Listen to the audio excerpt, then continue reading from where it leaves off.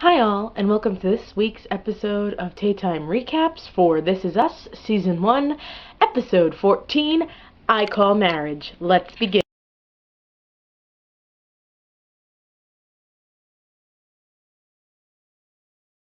So like I generally do with This Is Us, I'm going to break it up. I'm going to start with the present, go to the past. First person in the present is someone who I'm usually not very mad at, but I am, and it's Kate. She's still at the retreat, doing good. Toby kind of shows up and surprises her and decides to take that drumming yoga class. I seriously need to find out where this drumming yoga class is. Anyway, Toby shows up unannounced, tries to take the class, him and Kate get into a fight, whatever, but he ends up giving her his grandmother's ring. I got it right! Yay, Tay! Okay, so it's gorgeous. Like, I'm not a fan of, like, yellow gold, but it's gorgeous. However, Duke the Dick, yes, he has a name, and yes, This Is Us created a character I actually hate a little bit more than Miguel. I never thought I'd say those words. Anyway, Duke the Dick says something, it kind of makes sense, but at the same time I hated him, so I didn't really pay attention. But because Kate and Toby got into a fight, Toby left.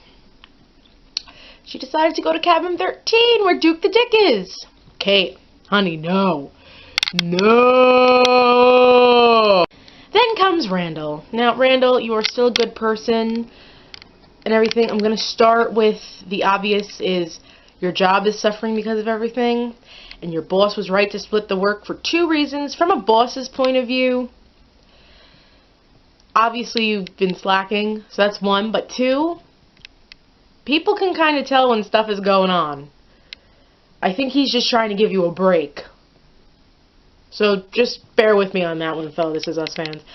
But, him and Beth are still relationship goals. Beth made him go to the chess tournament. Beth, you are life goals. And they're trying to deal with, like, hospice stuff for William and Randall. I realized, like, halfway through the episode, Randall is dealing with now the second death of his father, because he already went through Jack's death and all that stuff. Sorry, I just hit a tripod. But Beth actually was showing Tess and Annie, I finally learned the daughters' names, was showing Tess and Annie a memory box from when her father died, and she made.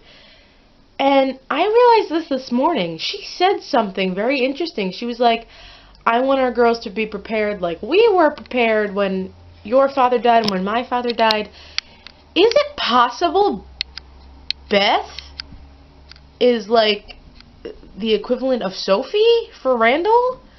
I don't know. That's a really interesting thought. So that's about it. Also, I also don't check my whiteboard. I'm getting more like Beth personality-wise every day. So then came Kevin, who convinces an elderly couple to leave the booth so that him and Sophie can be in the booth where they pretty much became like boyfriend and girlfriend or something like that. In this booth, find out Kevin You find out Kevin cheated on her. Nice going, Kevin. You're an asshole. A certified a-hole. But in the end, basically what happens is they get stuck on a subway because he's following her. I forget how fast you run in heels. That was funny. And she calls Miguel Miggy. Ugh, God, you could tell Kevin hates that. But, she was asking about the family, and you could kind of tell she always liked being a part of that family, and I think she kind of feels some regret about betraying Kate as a friend. Find out she was married again, and divorced again, and that she's dating some x-ray technician, but Kevin's like, you know, when I first fell in love with you, when you walked in, or the best day of my life was when you walked into 4th grade wearing overalls and like a Punky Brewster backpack or something like that. I'll be at the same spot tomorrow morning, and she ends up going to see him. I'm interested to see where this storyline's going. So then comes Jack and Rebecca. Oh my god, Jack! I swear to God, every time I think this show is gonna be like, oh my god, they're gonna mess up Jack, they're gonna mess up Jack, they make him 10 times better, and then they make him and Rebecca's relationship 10 times more realistic. So anyway, it starts with their wedding, which was a very chic courthouse wedding. They looked amazing in the awkward 70s, 80s fashion. They looked amazing. Miguel and Shelley were the best man and the maid of honor. They end up having the reception in a bar. I didn't see any of their families there. Now, granted, we haven't really seen a lot of Jack's mother since that one episode where we find out about his father. But Rebecca's family was, like, nowhere to be found either, so that's interesting. Anyway, it kind of flashes for, like Miguel's, like, talking about their vows, about how they're gonna love and laugh every day. And then it flashes forward to when, like, the typical, like, oh, now we're just brushing our teeth like two normal human beings, part of the relationship. They go out together, wow, I cannot speak in this video today. They go out to dinner with Miguel and Shelley, and Miguel and Shelley tell them that they are breaking up. Now, I'm going to say this about Miguel. Thank God for Duke the Dick, because you are no longer my least favorite character. You are my second to least favorite character.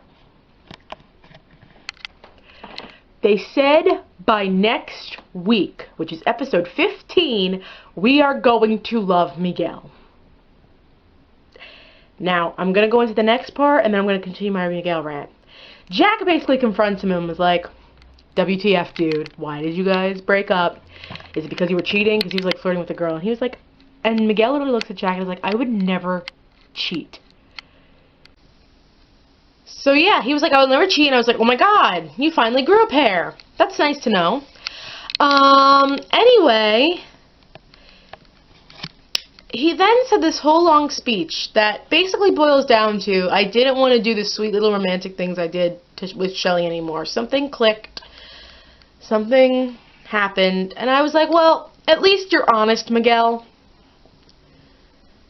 And I can somewhat applaud you for that, but I'm going to give it till next week. You'll still be my second to least favorite character because of Duke the Dick, but anyway, Rebecca's band, the kids are in high school at this point. They're in high school at this point. Rebecca's band gets like an East Coast tour offer, and she ends up going on this whole rant to the band manager, Ben, I don't know his name, saying, you know, my husband is the best. He leaves work early. Our boys go to separate schools. He's at every football game because I can't be there. He leaves me a glass of water. And that's when I was like, don't you dare not leave her a glass of water.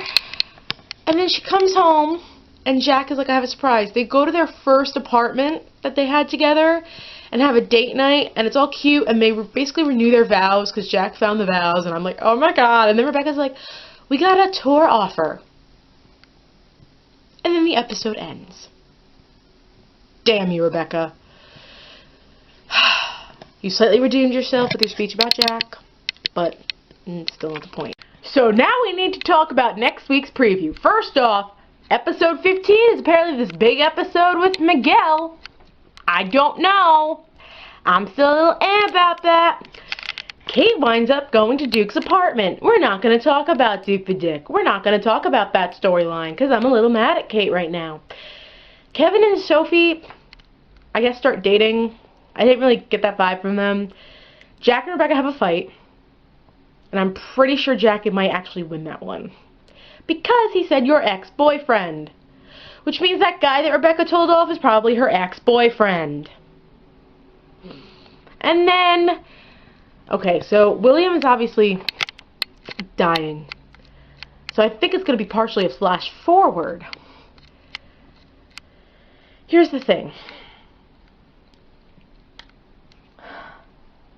You know, Parkinson's can happen at a young age, and that's what it seems like Randall is showing. However, I don't think they would have made it a point to have that Beth and William conversation where she was like, my husband went blind when I was pregnant because he was so stressed.